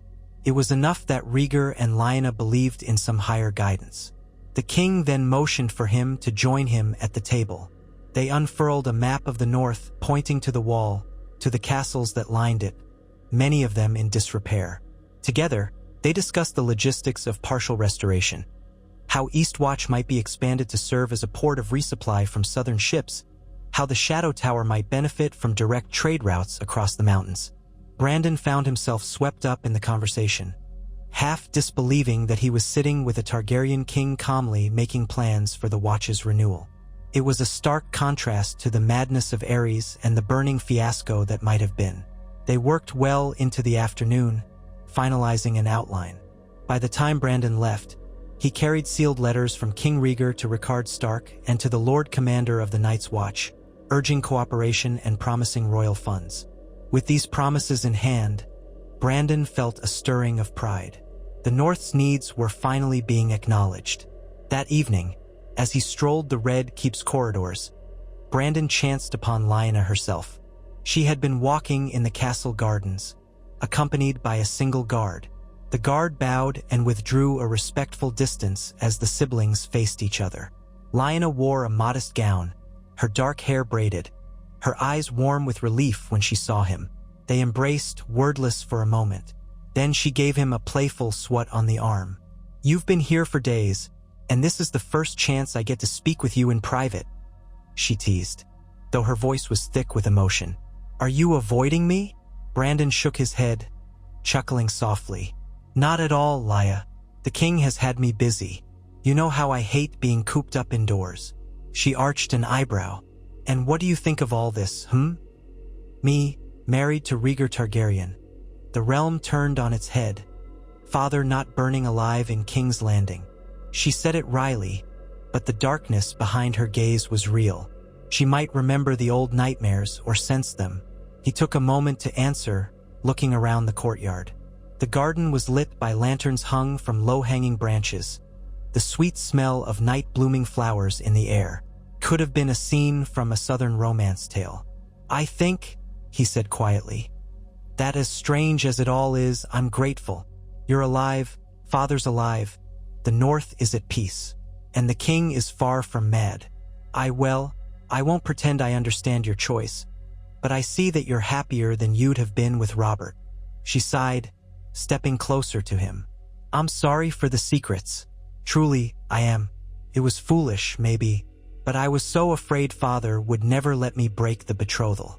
Robert's a good man in his own way, but not for me. I needed to live, not just be a trophy for his hunts and his feasts." Brandon nodded, remembering Robert's bitter lament. "You hurt him, but that's your choice to make. I'm not sure how you and Rhaegar manage your marriage with him also being father to Elias' children. That's complicated." She shrugged, lips pressing together. "Elia tolerates it. We're not exactly friends, but we've come to an understanding. She's not as frail as everyone thinks. Sometimes I think she's stronger than me because she can set aside personal feelings for the sake of duty. The children seem curious about me. Rhaenys is bright, always asking questions. Aegon's a bit shy." He hesitated, then asked gently, "Are you with child?" The question was bold, but in the swirl of rumors, many whispered that she might be carrying the king's next heir. Lyanna's cheeks colored faintly. "It's too soon to say for certain, but if I am, then so be it. Let the realm see that the union of ice and fire can bring something good." Her words stirred an echo of prophecy in Brandon's mind. He recalled Rhaegar's talk of the prince that was promised. Was that child to be the one? The notion felt larger than them all. He took her hand, gave it a reassuring squeeze. "If that day comes, I'll stand by you." They walked together for a while beneath the lanterns, speaking in low voices about simpler things, memories of their childhood in Winterfell, of how Brandon once teased Ned for being so quiet, of how Lyanna had always loved to ride her horse across the fields at dawn. Shadows of the old timeline flickered through their recollections, but neither spoke of them openly, as though they both sensed that something far grimmer might have happened and neither wanted to conjure it. When they parted, the guard fell in behind Lyanna, escorting her back toward the royal apartments. Brandon felt a pang in his chest. He wondered if he should linger in King's Landing or return north quickly. Duty called him home. Their father needed to know of the king's plans for the watch. But Brandon was reluctant to part ways with Lyanna again so soon after finding her safe. Perhaps he could remain just a bit longer. Ultimately, though, the North could not be neglected. The next day, he joined his men in the courtyard, preparing to depart. Rhaegar himself came to see them off, wearing plain black riding clothes, as if wanting to show no barrier between king and subject. Brandon knelt briefly, acknowledging him. Rhaegar placed a hand on his shoulder and spoke quietly. "Go in peace, Lord Brandon. Tell your father I look forward to his counsel as well." We will see this realm made strong together." Brandon nodded. "We will try, your grace. Fare you well." Then he mounted up, and with the clatter of hooves on cobblestone, he led his retinue out of the Red Keep. As they crossed the city, heading north, Brandon couldn't resist a final glance over his shoulder at the castle walls. It struck him how close Westeros had come to tragedy and how a single whispered moment in Winterfell's courtyard had altered it all. He felt the weight of that miracle as if the old gods themselves had reached down to preserve them. Or something older than the old gods, some power that saw further than any mortal. Back in the north, when he finally arrived at Winterfell, Brandon found Rickard Stark in the Great Hall conferring with northern bannermen about winter stores. They paused as Brandon entered. Rickard's eyes lit with relief. The father embraced the son warmly. "You're back safely and with good tidings, I trust?" Brandon handed over the king's sealed letters. "Better than good, father. King Rhaegar wants to rebuild the Watch. He's offering coin, men, supplies. He's asked for our support in coordinating a realm-wide effort." Rickard raised his eyebrows, scanning the letters. "That's a bold endeavor. But if he's sincere, the North will benefit greatly. And if the old tales are true, the Watch will be needed more than ever." The bannermen craned to see, curiosity plain on their faces. Brandon briefly explained the new measures, how the monarchy had reformed, how the king sought to unify the lords in a common cause. Some men muttered that no Targaryen had ever cared for the Watch, not in living memory. Others, more pragmatic, said the Mad King was gone, so perhaps it was indeed a new dawn. As the days passed, Rickard drafted letters to the northern houses, urging them to gather resources for the Watch to open negotiations with the king's quartermasters. An air of cautious optimism spread even as the nights grew longer and colder. Bran, the Greenseer, observed it all from the Godwood, feeling a quiet contentment settle over him. He had prevented Robert's rebellion, saved the lives of thousands, and now even the Watch might be revitalized. Perhaps at last, the realm would be prepared for the darkness beyond the wall. He did not fool himself into thinking all was well. Men's pride and old grudges remained, and the White Walkers were a threat of unimaginable power. But the realm stood a far better chance in unity than it had in the scattered conflict of the old timeline. Time passed. Though the seasons had grown unpredictable, the next year brought a mild winter and only moderate snows in the north, leaving roads open longer than usual. Reinforcements and supplies trickled toward the wall from across Westeros, spurred by royal decrees and the new sense that King Rhaegar meant to govern responsibly. Grizzled men of the Watch, hardened by isolation, were stunned to see southern knights arrive for 3-year tours of duty, some piously claiming they sought to test themselves against the harshness of the north. Meanwhile, shipments of grain and timber arrived from the Reach and the Riverlands. The Watch's worn halls began to see repairs for the first time in decades. Those developments bred new alliances. Lord Commander Corgyle, a man from Dorne, grew used to receiving ravens from the king's hand, for Rhaegar at last named one, though not Tywin Lannister or any of the older magnates. He named Lord Hoster Tully in an effort to unify the Riverlands with the crown. In short, the Seven Kingdoms were starting to resemble a cohesive realm again, not the fractious domain it had been under Aerys. Robert Baratheon continued to stew in Storm's End, but in the second year of Rhaegar's reign, rumor reached the north that Robert had become betrothed to a minor Tyrell cousin, possibly arranged to tie the Stormlands more closely to the Reach. Some said it was his attempt to overshadow the painful memory of Lyanna, others that he craved an alliance to challenge Targaryen power if it ever faltered. But no open hostility emerged, and many in the realm breathed easier knowing Robert had found a new path. In King's Landing, Lyanna gave birth to a son. The court welcomed the child, named Jaehaerys, some said, though others whispered Rhaegar had wanted to call him Aemon. The ceremony was grand but not ostentatious, for Rhaegar never forgot the precarious nature of his rule. Lyanna's presence as queen was a point of controversy in some circles, especially in Dorne, where many believed Elia had been cast aside unfairly. But Rhaegar spared no effort to keep Elia and her children well provided for, and Elia herself never voiced public complaint. If she harbored bitterness, she kept it private. Princess Rhaenys and Prince Aegon were recognized as Targaryens in line for the throne, behind Jaehaerys, who had the advantage of being the child of the king's new, undisputed marriage. But the king declared all 3 legitimate heirs, hoping to prevent future strife. Brandon visited for the name day celebrations, meeting his nephew for the first time. The infant had dark hair and the pale skin of the north, though a slight streak of silver hinted at the Targaryen blood. Lyanna cradled him with fierce devotion, a proud, protective mother who refused to be overshadowed by courtly politics. Rhaegar invited Brandon to hold the child, a gesture that felt surreal. Brandon gently took the babe in his arms, feeling the tiny weight and recalling how easily that life might have never existed if the rebellion had ignited. He felt a surge of gratitude and whispered a silent thanks to whatever power had guided him. The years stretched on.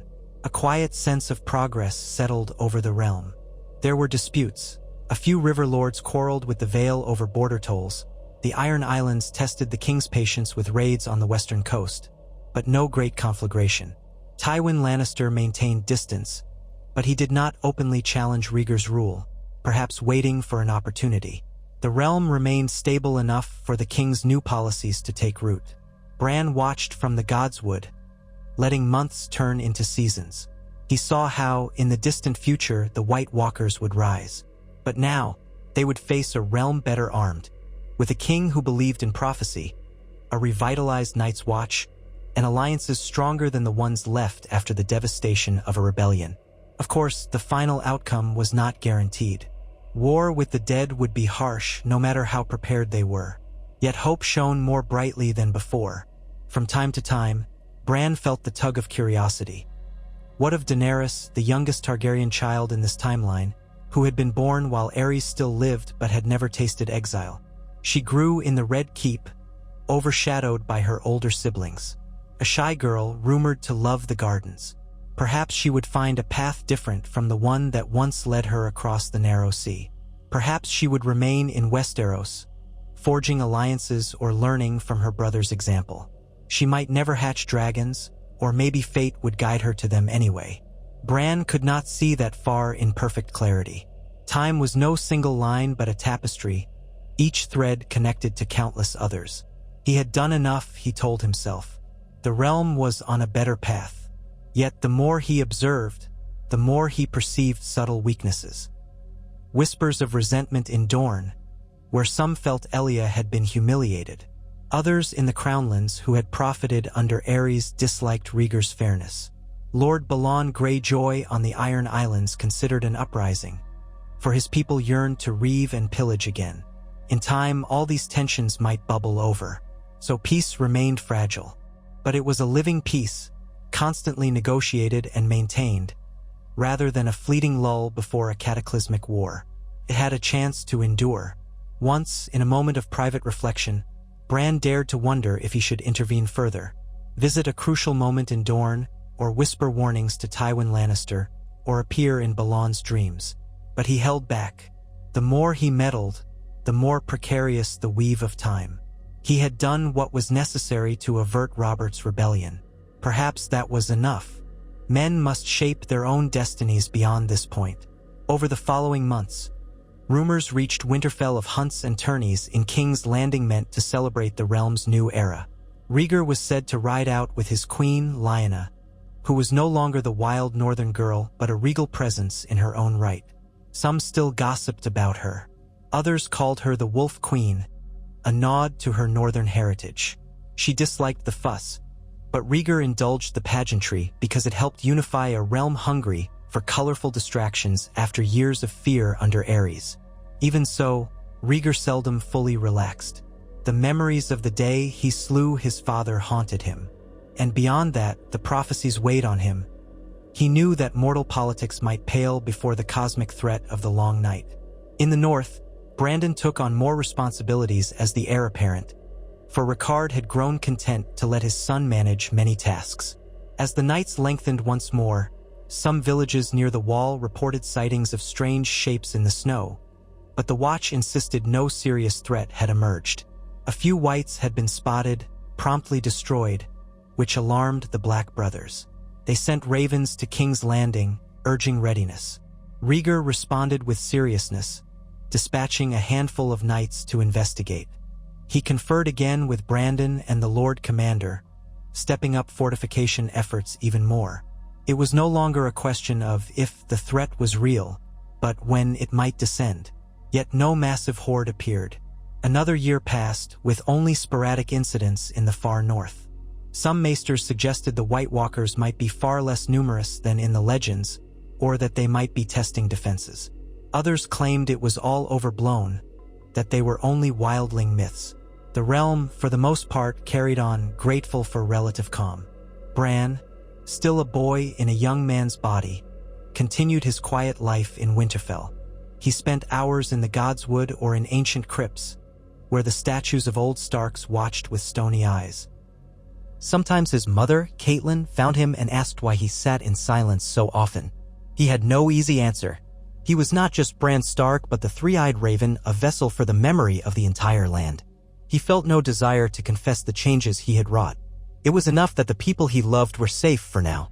He never forgot that originally his father, Eddard, had become Lord of Winterfell, that Brandon and Rickard had died, that war had ravaged the realm.